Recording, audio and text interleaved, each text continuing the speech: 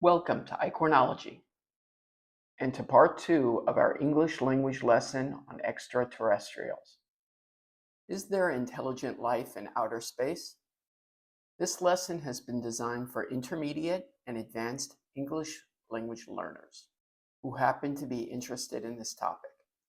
Subscribers can download a PDF of the guided notes to this lesson for you to print and write on. Simply go to icornology.com/extraterrestrials. Disclaimer, I am not an astronomer or astrobiologist, but like you, I find this subject to be interesting. Hopefully you will have fun with this workshop. Let's continue. Check your guided notes to see where we left off. Remember, if you see words that are written in blue, write them. And try to answer the questions that are written in green. In part 1, we discussed the Great Filter that offers a theory as to why we still haven't been contacted by extraterrestrials. Maybe intelligent life has existed somewhere in the distant past, but intelligence leads to destruction. But we also discussed the growing body of evidence indicating that the possibility of life on other worlds seems to be quite extensive. And if the possibility of life exists elsewhere, why not intelligent life as well? What if they exist but can't get to us? While it's extremely unlikely that we'll have the technology to visit other inhabited worlds within our lifetime, it's possible that our astronomical instruments will become sensitive enough to detect them before they can detect us. Or maybe each of our worlds will be able to detect the presence of each other and even be able to communicate from afar. Of course, this would probably require a great deal of patience, considering that our signals would likely take years to reach each other. Remember, nothing that we know of travels faster than the speed of light. What would they look like and act like? Maybe they look similar to us. 2 arms, 2 legs, a nose, 2 eyes, 2 ears. But based on where they evolved and the natural forces that they were exposed to over billions of years, they might look entirely different than humans. Perhaps they evolved in an aquatic environment, or deep underground, or even floating around in their atmosphere like a kite. According to a study by scientists at the University of Oxford, evolutionary theory might help us to predict their physical form and behavior.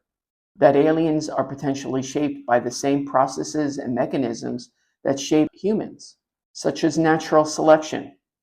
What is natural selection? How would we communicate with them? According to the Harvard Gazette, astrophysicists and psychologists have been considering the challenges of communicating with beings who may be much smarter than us, technological gap, and don't share our conceptual system. In the movie Arrival, actor Amy Adams, who plays a linguist, tries to recreate the child language learning situation with the aliens by offering basic words to describe people and actions, all while assuming the aliens' conceptualization is reasonably similar to our own. But if those concepts weren't available to the other species, it's unclear what any of those words would mentally map onto. How did they communicate with the visitors in the film Close Encounters of the Third Kind? Do we really want to find out? We certainly hope that any aliens that we encounter will be the warm, fuzzy kind. Slang. Like E.T. Any race of beings who make it all the way to Earth will definitely be far more technologically advanced than we are, and maybe even more destructive. According to the eminent physicist Stephen Hawking, if aliens visit us, the outcome would be much like when Columbus landed in America, which didn't turn out so well for the Native Americans. He argues that instead of trying to find and communicate with life in the cosmos, humans would be better off doing everything we can to avoid contact. Today's activity: the pros and cons of looking for and perhaps encountering an advanced alien civilization. Your assignment is to create a table listing the pros and cons, which you can email to info@icornology.com. Once received, I will compile the lists that you all send me. Since these ideas belong to all of us, anyone who emails me at info@icornology.com will be sent a copy to help them remember this workshop. Perhaps you will discuss them with your friends. If so, please try to share them in English. Let's wrap up. What are some reasons that we might be alone in the universe? What evidence exists that there might indeed be intelligent life on other worlds? Where would they live and how might they get to us? What might they look like? How might we communicate with them? What then? Do we become friends? Do we become enemies? Do we become a conquered species? Or do they extinguish us?